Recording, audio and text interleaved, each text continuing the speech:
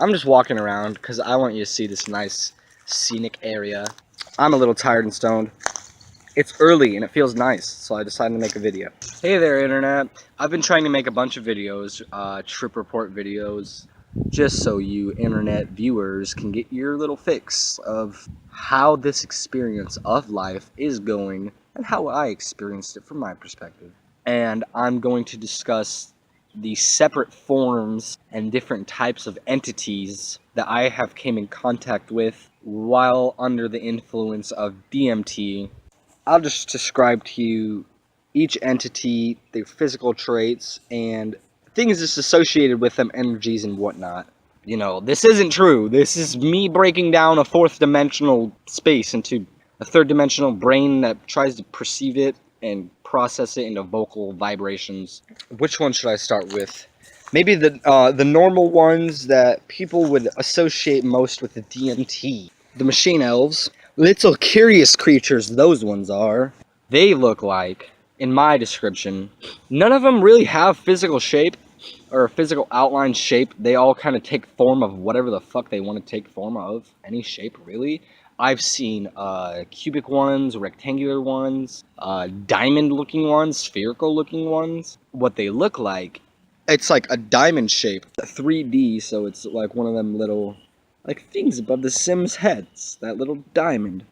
And these things, they're constantly spinning around, and they all have a primary color to their body of light.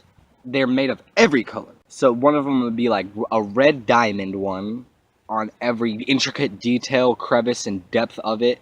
Rainbow patterns, colors, shapes, segments, and they're falling off and reforming on these things, and how Terrence McKenna says self-dribbling mechanical robot or basketballs or whatever.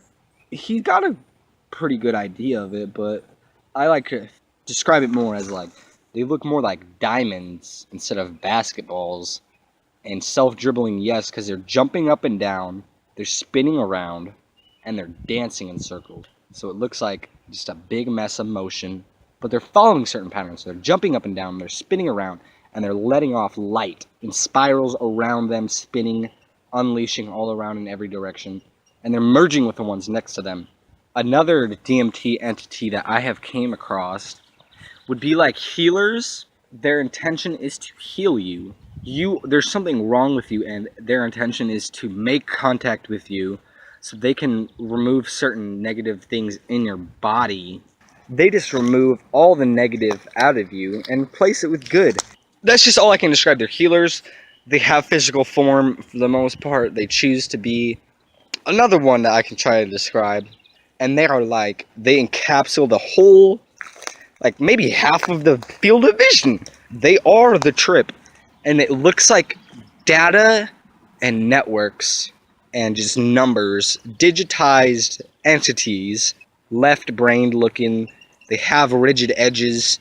They look like cubes. They just look like bleeding technology. They look like data being transferred. They just look like cubes of black cybernetic energy, and it just feels like it came from a computer. Cyborg kind of vibe to it, and it's digitized. And this entity, I don't know what it wants, but it always seems to bleed over my field of vision from wherever I'm looking, clicks, and it merges with my very atoms, downloading data into me.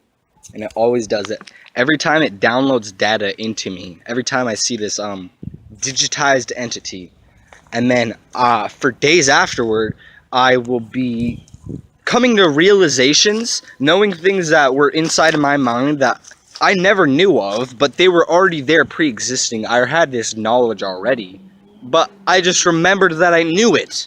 After I'd done DMT so much, it's like everything in life afterward, in my sober waking life, is trying to send me a message, sending me signals.